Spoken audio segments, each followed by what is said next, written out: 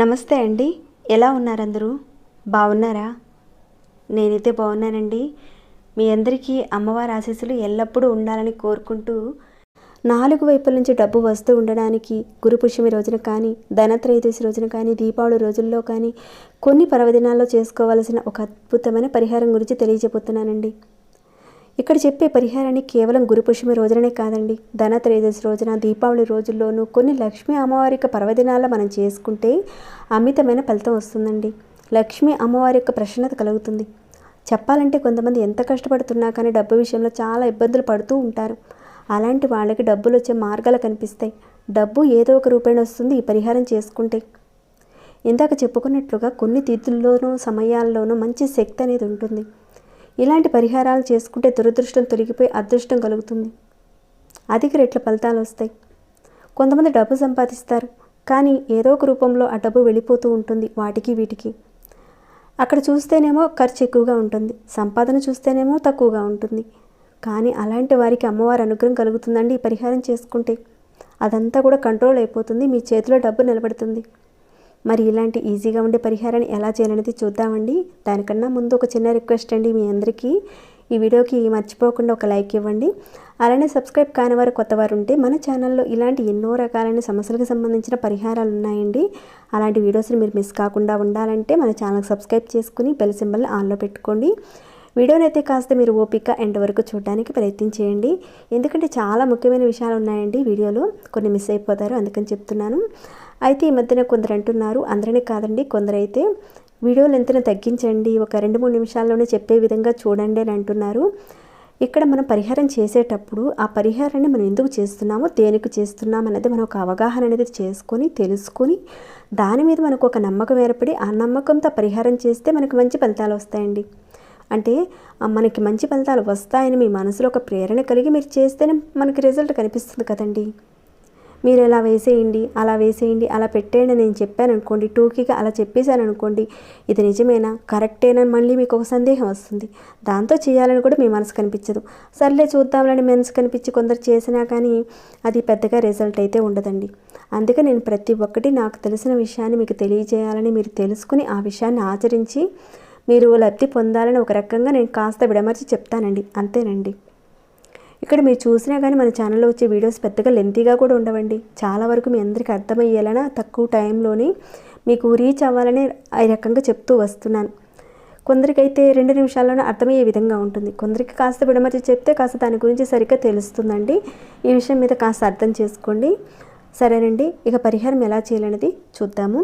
ఈ పరిహారం విషయంలో నియమాల విషయానికి వస్తే ఎవరైనా చేసుకోవచ్చు, ఆడవారు కానీ మగవారు కానీ ఆడవారి నెలసరి సమయంలో ఉన్నప్పుడు మాత్రం పరిహారాన్ని చేయకండి. ఇక ఈ పరిహారాన్ని గురు పుష్యమి రోజున సాయంత్రం 6 గంటల నుంచి 9 గంటల మధ్య కాలంలో చేయాలండి. ఆ టైంలో చేస్తేనే విశేషమైన ఫలితాలు వస్తాయి. 6 గంటలకు ముందు చేయకండి, 9 గంటల తర్వాత కూడా చేయకండి. ఖచ్చితంగా చెప్పుకున్న టైంలోనే చేయండి. ఇక సరేనండి, పరిహారానికి కావాల్సిన పదార్థాలేమో చూద్దాం. ఇక్కడ ఈ పరిహారానికి మనకు ఒక 10 రూపాయల నోటు అవసరం ఉంటుందండి. ఇలాంటి ఒక 10 రూపాయల నోటు తీసుకోండి. అలానే పసుపు తీసుకోండి, ఇంకా కొద్దిగా కుంకుమ తీసుకోండి, అలానే గంగాజలం అండి, ఇంకా ఇలాంటి ఎరుపు రంగు క్లాత్ తీసుకోండి, అలానే శాండిల్వుడ్ అంటే ఎర్రచందనం అంటారు కదండి, దాన్ని తీసుకోండి. పూజా షాప్లో అడిగి చూడండి, ఇస్తారండి, అక్కడ దొరుకుతుంది. వీటన్నిటిని కూడా మీరు చక్కగా రెడీ చేసి ఉంచుకోండి. ఇక్కడ చెప్పిన పదార్థాలు కాకుండా వేరే పదార్థాలు వాడొచ్చా అని అడిగేవారు మీలో ఉండొచ్చు. ఒక పదార్థం లేదండి, దానికి బదులుగా ప్రత్యామ్నాయంగా వేరే పదార్థాలు వాడొచ్చని మాత్రం అడగండి. చెప్పిన వాటితో చేస్తేనే మీకు ఫలితం ఉంటుంది. దానికి బదులుగా వేరే వాటితో అయితే ఉండదండి, చేసినా కానీ ప్రయోజనం అయితే ఉండదు పరిహారాన్ని. ఇది ఒకటి గుర్తుపెట్టుకోండి. అంటే అడుగుతారు కదా, కొంతమంది అడిగిన వారు కూడా ఉన్నారు ఇంతకుముందు పరిహారాల విషయాల్లో, అందుకే చెప్తున్నాను. ఇక ఈ పరిహారాన్ని మీ పూజా మందిరంలో మీరు ఎక్కడైతే పూజ చేసుకుంటారో అక్కడ చేయాలండి. ముందుగా మీరు చక్కగా స్నానం చేసుకోండి. తల స్నానం అవసరం లేదండి, మామూలుగా కంఠ స్నానం చేసుకున్న తర్వాత మీ పూజా మందిరం అంతా కూడా శుభ్రం చేసుకొని అక్కడ లక్ష్మీ అమ్మవారి పటం ఉన్నా లేదంటే విగ్రహం ఉన్నా కానీ, అంటే మీ ఇంట్లో ఏదైతే ఉందో పూజా మందిరంలో చక్కగా అక్కడ ఒక రెడ్ కలర్ క్లాత్ పెట్టండి. ఇలాంటి రెడ్ కలర్ క్లాత్ అలా పెట్టండి. ముందైతే మీరు అమ్మవారి దగ్గర ఆవు నెయ్యితో దీపారాధన చేయండి. వేరే ఇతర నూనెలు అంటే నువ్వుల నూనె, ఆవాల నూనె ఇలాంటి వాటితో దీపారాధన చేయకండి. ఆవు నేతితోనే దీపారాధన చేయండి. మనకి ఒక 50 గ్రాములైనా సరే మనకి బయట పూజా షాప్లో దొరుకుతుందండి. తెచ్చుకుని పరిహారాన్ని మొదలు పెట్టండి. ఎందుకంటే చాలా విశేషమైన రోజు కదండి, అందుకని ఆవు నేతితోనే దీపారాధన చేయండి. అలా దీపారాధన చేసిన తర్వాత అమ్మవారి దగ్గర ఈ ఎరుపు రంగు క్లాత్ పెట్టేసి తర్వాత ఒక చిన్న ప్లేట్ తీసుకోండి. దాంట్లో కొద్దిగా ఈ కుంకుమ ఉంది కదండి, ఈ కుంకాన్ని ప్లేట్లో కొద్దిగా వేసుకోండి. అలానే కొద్దిగా పసుపు కూడా వేయండి. ఇంకా కొద్దిగా ఎర్ర చందనం పౌడర్ కూడా వేసి దాంట్లో గంగాజలం వేయండి. ఒకవేళ మీ దగ్గర గంగాజలం లేకపోతే మామూలుగా మంచినీరు ఉంటుంది కదండి, స్వచ్ఛమైన నీరు దాంట్లో వేసి పేస్ట్గా తయారు చేసి పెట్టుకోండి. తర్వాత ఈ క్లాత్ మీద ఈ 10 రూపాయల నోటు పెట్టండి. ఈ 10 రూపాయల నోటు మీద ఈ ఎర్ర చందనము కుంకుమ కలిపిన ఈ పేస్ట్తో శ్రీం అని చెప్పి రాయాలండి. ఇక్కడ నేను చూపిస్తున్నాను కదండి, ఈ విధంగా చక్కగా వేలుతో అమ్మవారి బీజమంత్రాన్ని నోటు మీద రాయండి. శ్రీం అనే బీజమంత్రానికి ఎంత శక్తి ఉందో ఇంతకుముందు వీడియోలో కూడా మనం చెప్పుకున్నాం కాబట్టి చక్కగా మీరు ఈ విధంగా శ్రీం అమ్మవారి యొక్క బీజమంత్రాన్ని ఆ విధంగా రాయండి. ఆ విధంగా రాసిన తర్వాత క్లాత్ మీద ఈ విధంగా నోటు పెట్టండి. తర్వాత ఈ నోటుకి సాంబ్రాణి ధూపాన్ని చూపించండి. అలా ధూపాన్ని చూపించిన తర్వాత మీ మనసులో ధనానికి సంబంధించిన కోరికలన్నీ చెప్పుకోండి. ఇక ఆ తర్వాత కోరికలన్నీ చెప్పుకున్న తర్వాత శ్రీం అనే అమ్మవారి బీజమంత్రాన్ని కనీసం ఒక 2 నిమిషాల పాటు మనసులో తలుచుకోండి. మనసులో శ్రీం శ్రీం శ్రీం అని అనుకుంటూ చెప్పించండి. ఈ పరిహారాన్ని మీరు పరిపూర్ణమైన నమ్మకంతో చేయండి. నాకు మంచి ఫలితాలు వస్తాయి ఈ పరిహారం చేసుకుంటే, అమ్మవారిని చక్కగా చేతులు జోడించి అమ్మ నాకు కలిగేలా చేయి తల్లి ధనాన్ని అని చెప్పి మనసులో అనుకొని అమ్మవారి మీద మనసు లగ్నం చేసి మంత్రాన్ని చదవండి. ఇలా అనుకున్న తర్వాత పూజ పూర్తిగా అయిపోతుంది. ఆ తర్వాత ఆ నోటుని మీరు డబ్బులు పెట్టే ప్రదేశం అంటే లాకర్లో కానీ బీరువాలో కానీ ఎక్కడైతే మీరు డబ్బులు దాచుకుంటారో అక్కడ మీరు ఒక చిన్న డబ్బాలో ఈ నోటుని పెట్టి ఆ ప్రదేశంలో పెట్టండి. ఇక ఇక్కడ పెట్టిన ఈ క్లాత్ని ఏం చేయాలంటే మీరు అలా పెట్టిన ఆ క్లాత్ని ఏం చేయనవసరం లేదండి. దాన్ని చక్కగా మడత పెట్టేసి మీరు వేరే ఇతర వాటికి ఉపయోగించవచ్చు.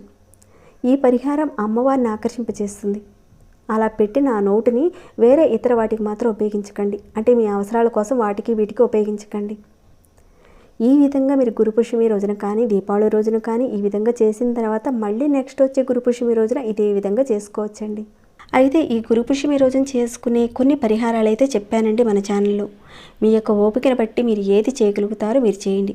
పరిహారాలన్నీ కూడా మంచి ఫలితాలు ఇచ్చేటివేనండి.